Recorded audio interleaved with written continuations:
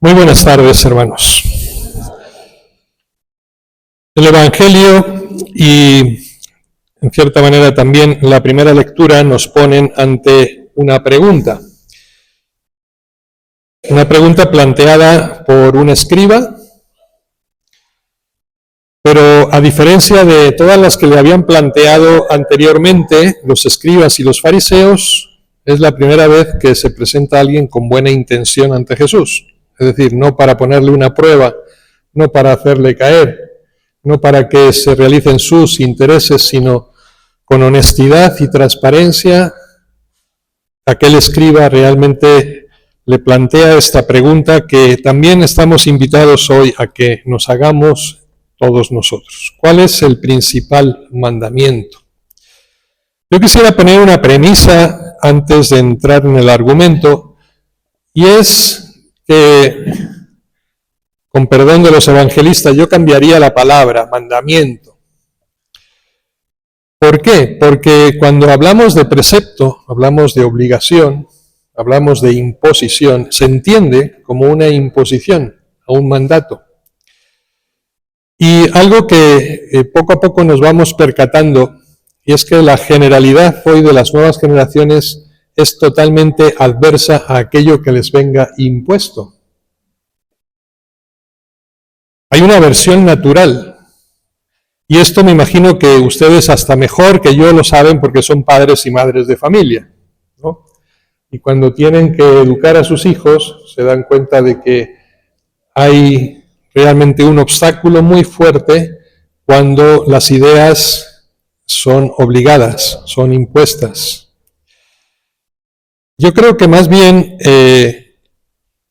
cuando en el Evangelio hablamos de los mandamientos deberíamos de entenderlos como objetivos de vida. Objetivos a alcanzar y a cumplir. Y aquellos que se nos presentan de manera negativa, en el fondo no son más que indicadores del peligro que corremos, ¿no?, si nos desviamos del recto camino y nos conducimos por el mal, y las consecuencias que esto va a traer después para nuestras vidas. En el fondo, en la redacción de este objetivo principal de la ley está el amor. Esto lo entienden también ustedes muy bien, padres y madres de familia. Digamos que la regla de oro que rige en un hogar es el amor, es el cariño y es el respeto. No es la imposición ni la obligación. E igual que sucede o debería suceder en nuestros hogares, sucede en la iglesia. Nada nos viene impuesto, nada nos viene obligado, y sobre todo la fe no puede ser una imposición para nadie, debe ser siempre una propuesta de vida. Fijémonos entonces en el origen de la pregunta. ¿Cuál es el principal mandamiento de la ley? Hay una preocupación que podemos constatar permanente y constante en el pueblo de Israel por hacer la voluntad de Dios. Es verdad, es el pueblo elegido, es el pueblo de Dios. Y es un gobierno, el de Israel, teocrático. Es decir, Dios está siempre en el último rango de poder. Y hay una buena voluntad del pueblo de querer ser fiel al mandato de Dios. Se nos dio la ley de Moisés en el Antiguo Testamento. Bueno, se le dio al pueblo de Israel, después nosotros lo asumimos como iglesia.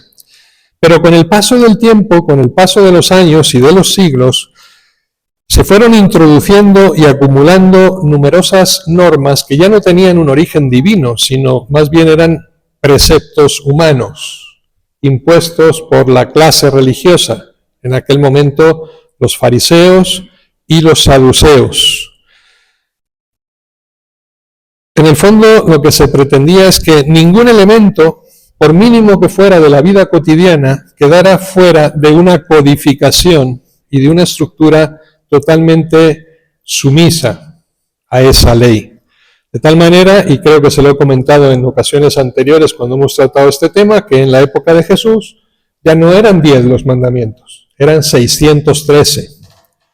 Una barbaridad. Si a nosotros nos pesan 10, imagínense cómo vivían los judíos. 613 mandamientos, de los cuales 365 eran negativos, eran prohibitivos, tantos como días hay en el año, y 248 eran positivos, tantos como ellos pensaban que huesos tenía el cuerpo humano. Después, con el avance de la ciencia y de la técnica, sabemos que son más, ¿sí?, los huesos humanos. Hay un intento, por tanto, ante esta realidad de exuberancia de preceptos y normas, de simplificación. Y aquí está la pregunta: ¿cuál es el mandamiento principal de la ley? Había que jerarquizar, ¿no?, para saber qué es lo que realmente es importante cumplir y dejar lo secundario.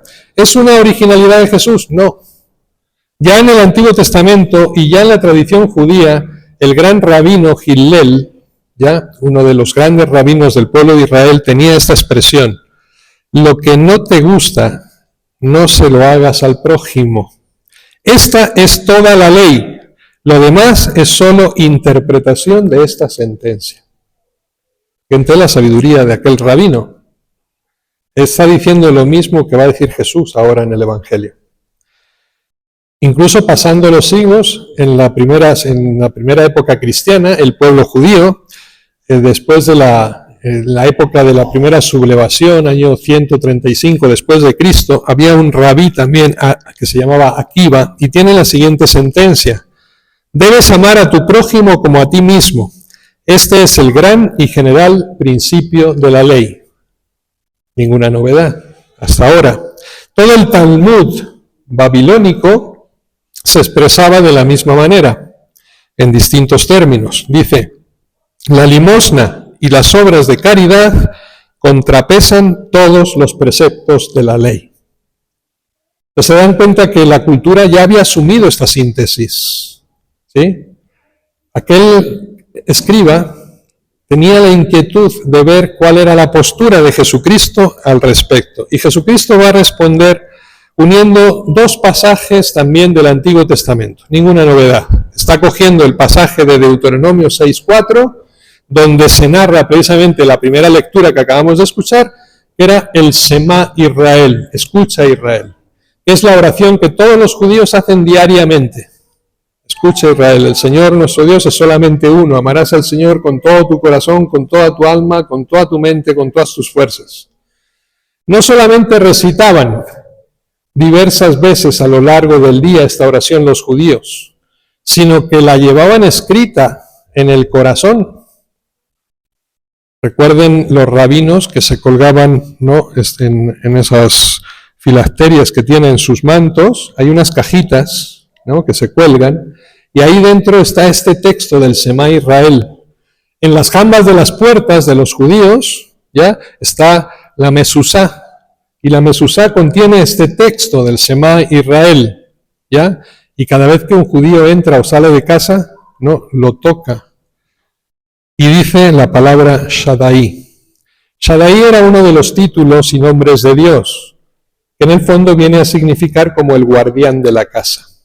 Pero se dan cuenta de que Dios está presente en todo, pero había que sintetizar la forma de cómo tenemos que servir a ese Dios, sin volvernos esclavos, sino precisamente porque en el seguimiento de la voluntad de Dios es donde encontramos nuestra verdadera libertad.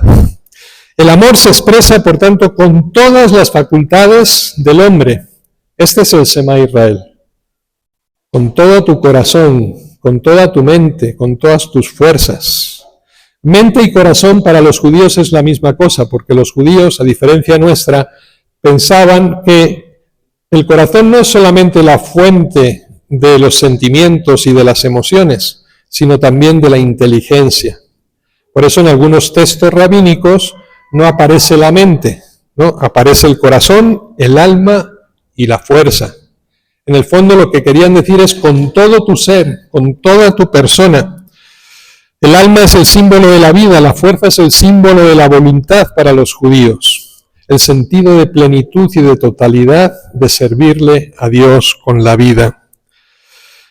Hay que amar a Dios con un amor que brota del centro de la persona y que invade todas las facultades del ser humano. y la respuesta del hombre, por tanto, a Dios tiene que ser plena, completa. Esto es lo que Jesucristo nos está diciendo, ¿no?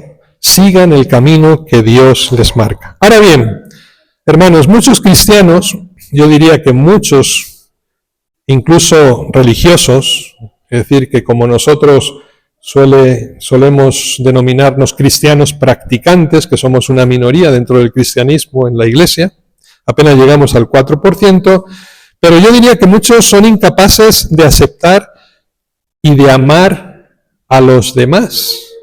Era la segunda parte, ¿no? Y el segundo texto que nos está citando Jesús: ama a tu prójimo como a ti mismo. ¿Por qué somos incapaces de amar a los demás?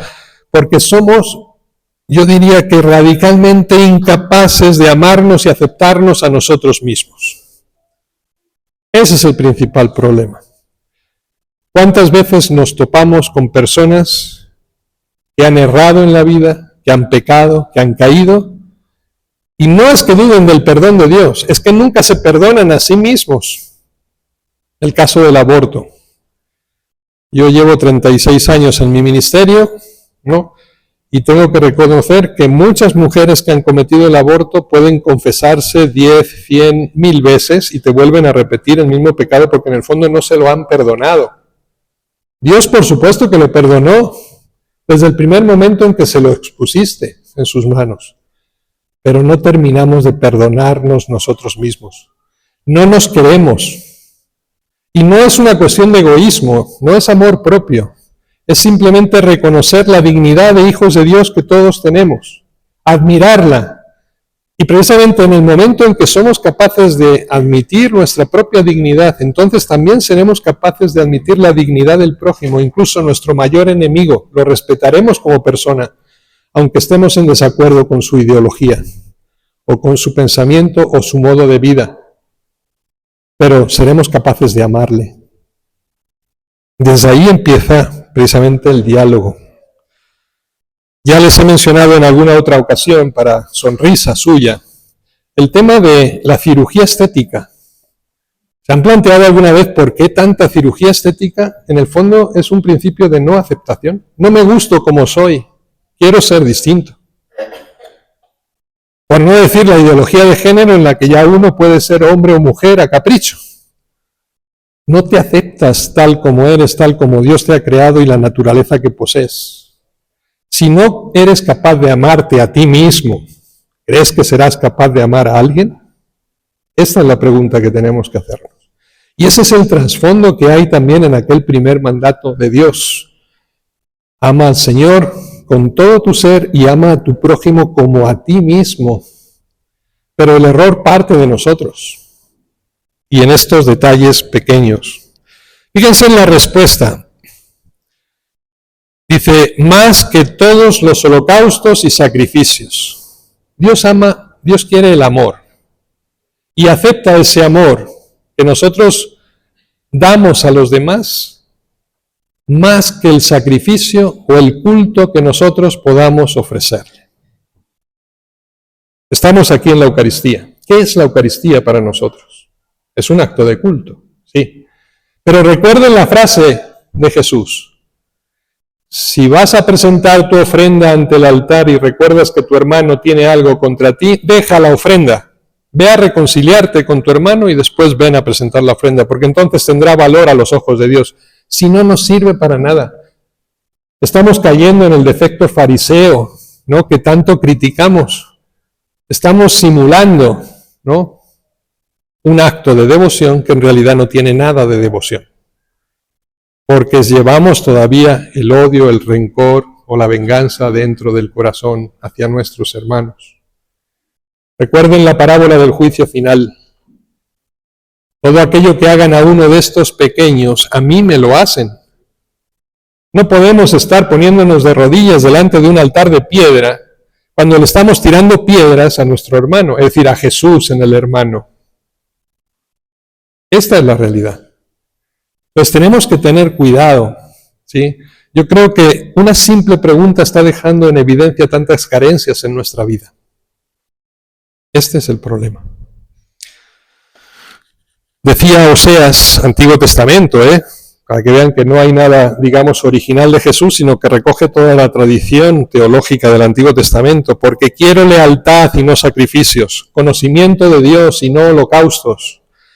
En el primer libro de Samuel dice, obedecer vale más que cualquier sacrificio. Cuidado, no confundamos religión con culto. Religión es vida. Y la vida que vivimos nosotros y que brindamos para los demás. Eso es lo que Dios quiere. Fidelidad, obediencia, justicia, por encima de cualquier culto.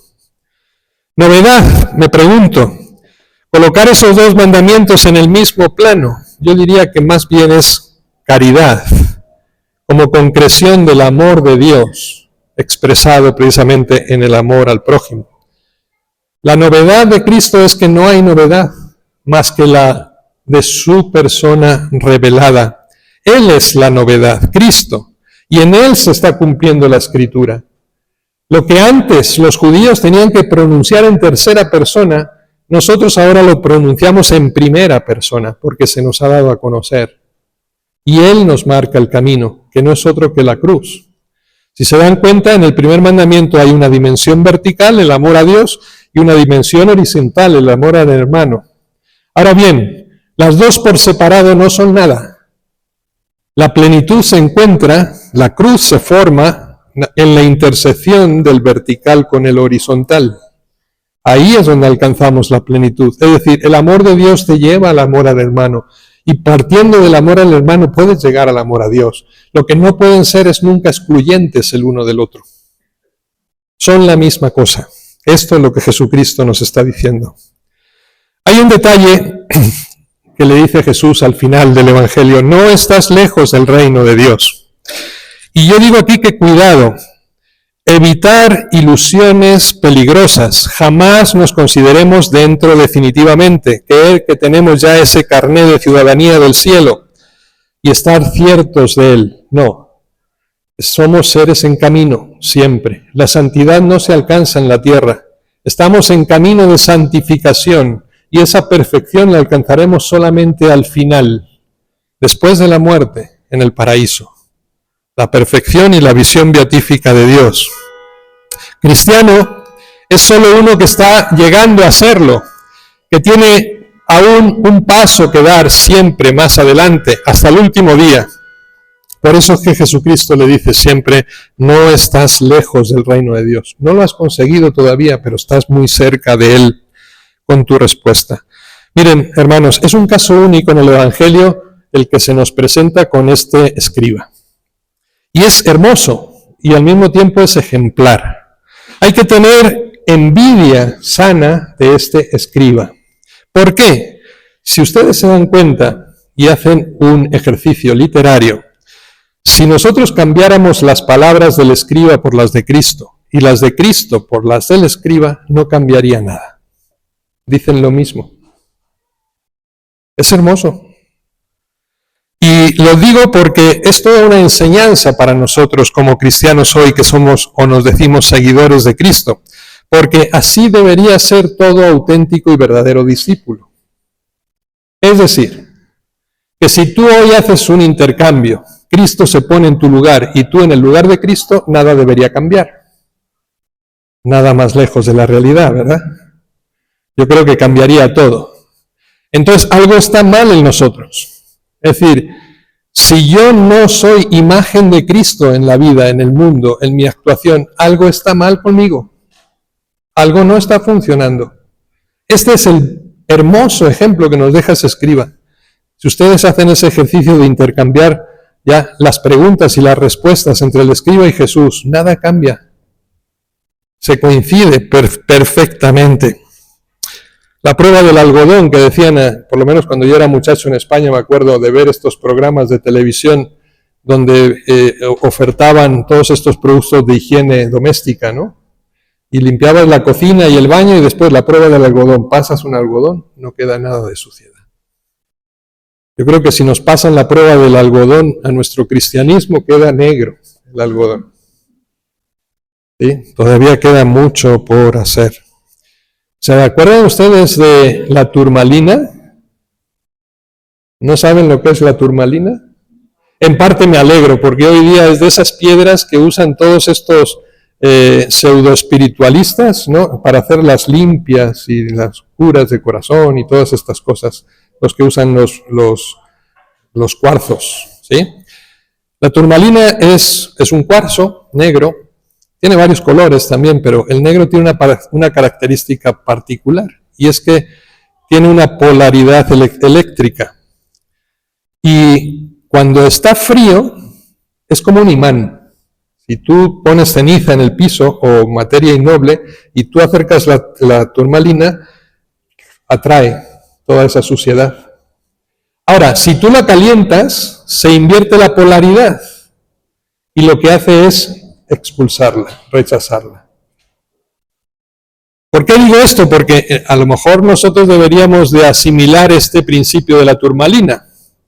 Y toda esa suciedad que todavía hay en nosotros, todo ese pecado que vamos acumulando, toda esa ofensa a Dios, deberíamos rechazarla. ¿Cómo? Calentándonos con el amor de Dios.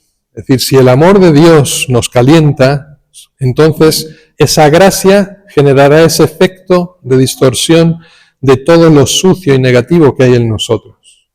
Y no lo digo en el sentido de la superstición, como todos estos que usan los cristales para purificarse, el símbolo de la juventud, y te quita las arrugas y no sé cuánto. Hay gente que duerme con la turmalina aquí en la frente, y luego para purificar la turmalina dicen que tienes que ponerla una noche a la luz de la luna, y todas estas, eso es superstición. Pero me quedo con la capacidad electromagnética que tiene esa piedra, y para que la imitáramos nosotros también desde nuestro corazón. Conclusiones. Yo diría que hay como un maniqueísmo congénito dentro del cristianismo hoy día. Les explico un poquito lo que es el maniqueísmo, ¿verdad? En el siglo III, un tal Mani crea esta idea filosófica del maniqueísmo, que no es otra cosa que una polaridad social. Es decir, hay un principio del bien y hay un principio del mal. Está lo bello y está lo feo. Está el bien, está el mal. Es un dualismo pleno, total, ¿sí? O una dicotomía, o es blanco o es negro, pero no hay una escala de grises. Todo es bueno o es malo. Cuidado, porque yo digo que podemos estar cayendo en ese maniqueísmo congénito dentro del cristianismo y tender a separar a Dios del prójimo, ¿sí? El amor a Dios y al prójimo tienen que estar juntos. Por una parte, yo diría que hay cristianos que buscan la santidad y el seguimiento de Jesús, pero en un recital simplemente de actos de piedad y de devoción, es decir, al culto. Ser bueno significa para esto simplemente, yo diría que liarse una sábana a la cabeza, una manta a la cabeza y no querer contaminarse con las preocupaciones de la vida diaria del hombre. Error. Existen otros, por otra parte, los cristianos que buscan la santidad sin Dios o que pretenden ser cristianos sin Cristo y sin cruz. Y ponen toda su dedicación en su compromiso temporal, en la solidaridad con el prójimo, en esa búsqueda de estado del bienestar temporal, y se aferran a la teoría de que la religión aliena al hombre y no le deja encarnarse en la problemática del mundo. Es una teoría que dejó muy bien definida Feuerbach. O Carlos Marx, que decía que la religión es el opio del pueblo. Son los dos extremos, es el maniqueísmo puro, ¿sí? El que cree llegar a Dios olvidándose del hermano, o el que pretende simplemente con el ejercicio de la solidaridad con los demás ser bueno, incluso sin Dios, prescindiendo de Dios. Entonces, fíjense el concilio, como marca un pequeño equilibrio, el Concilio Vaticano II, en la Constitución Gaudium et Spes, decía: al orientar el espíritu humano hacia una vida futura ilusoria, lo aparta del esfuerzo por levantar la ciudad temporal. Esa constitución de la Iglesia en el mundo actual era una crítica frente a este secularismo o a este ateísmo moderno, ¿no?, en el que muchas veces caemos incluso sin percibirlo. Equilibrio que vemos expresado, incluso les voy a dejar aquí al final unos datos tomados de la literatura, o del arte. Si ustedes reconocen el arte medieval, el gran Giotto italiano, él hace una pintura hermosa de la caridad y está pintada toda de rojo. Con una mano le está entregando el corazón, un corazón a Dios, y con la otra mano está tendiendo una cesta de fruta al hermano necesitado. Ambas cosas tienen que darse, ¿sí? Y las dos confluyen en el ejercicio de la caridad, Dios y el prójimo. San Juan dice, aquel que dice que ama a Dios y aborrece a su hermano es un mentiroso, porque no se puede. No se puede amar a Dios a quien no se ve si no amas a tu hermano a quien ves, que está a tu lado. Cada día tenemos que ejercitar, por tanto, este primer mandamiento para que este corazón nuestro, que es tan vulnerable, no se incline unilateralmente por caminos dualistas, maniqueos, de olvidar al prójimo con la tapadera de creer que amamos a Dios, o de olvidar a Dios con la excusa de que andamos muy atareados siempre con el prójimo. Recuerden la parábola que les citaba del juicio final. Tuve hambre y me diste de comer, tuve sed y me diste de beber, estuve desnudo y me vestiste, enfermo y me visitaste, en la cárcel y viniste a verme. Eso es lo que cuenta. Y eso es lo que se nos va a pedir. Eso nos lleva a Dios. Estamos actuando con Dios.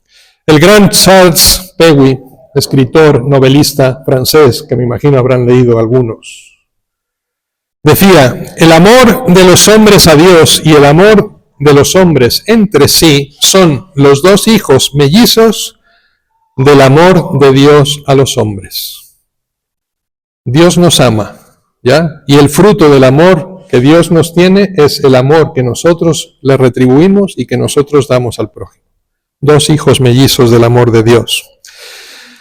Al final hay una curiosidad y una anécdota muy simpática. En el Evangelio dice, y nadie se atrevió a hacerle más preguntas. Estaban todas resueltas. Es decir, cuando se pregunta lo importante, todo lo sucedáneo, lo secundario, queda irrelevante totalmente. Cuando se hace esa pregunta clave, todo lo demás sobra. Formular, por tanto, la pregunta correcta es más importante muchas veces que dar la respuesta correcta a preguntas incongruentes, innecesarias o intrascendentes. Y si se dan cuenta, es una pregunta totalmente teocéntrica, no antropocéntrica.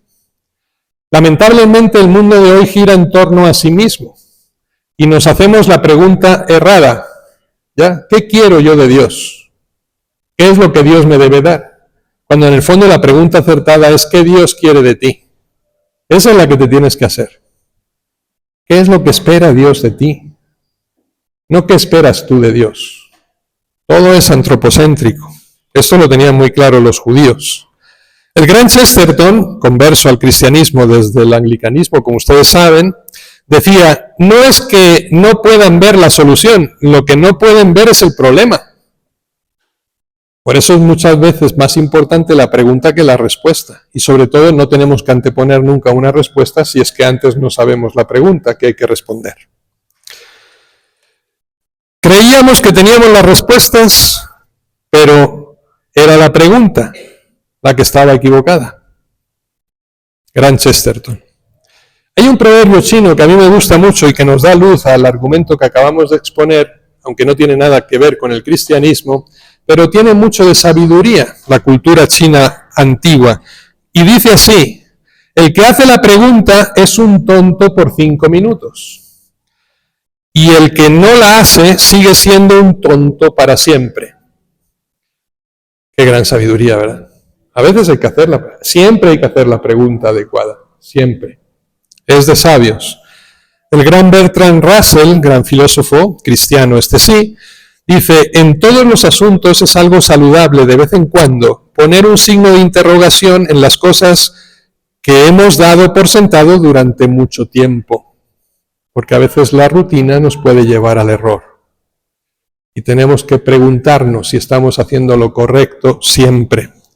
Alguien que ustedes conocerán bien porque es un artista de nuestro tiempo, Pablo Picasso, que no tenía precisamente nada que ver con la religión cristiana, ¿verdad? Porque más bien él se definía ateo, aunque hizo grandes obras, grandes pinturas sobre Cristo. Decía así: las computadoras son inútiles, solo nos pueden dar respuestas. Claro, no puede la inteligencia artificial generar preguntas. El algoritmo simplemente lo que va a responder a lo que tú le has programado que responda. Pues no tiene creatividad. Aquí está la última encíclica del Papa Francisco, Se la citaba la semana pasada, se la vuelvo a recordar por si alguno tiene todavía la curiosidad de leerla algún día. Nos habla del corazón de Jesús, nos habla de la importancia del corazón y nos dice: cuidado porque las máquinas no tienen corazón. Los algoritmos no tienen sentimientos, ¿sí? Y no podemos perder eso en nuestra sociedad y dejarnos sustituir por las máquinas. Cuidado. Y por último, el gran Voltaire, también gran pensador, tampoco digamos que fue un cristiano de excelencia, dice: juzga a un hombre por sus preguntas en vez de hacerlo por sus respuestas. Gran lección nos deja hoy el Evangelio. Un escriba le formula una pregunta acertada a Jesús y recibe el premio por haberla hecho. No estás lejos del reino de Dios.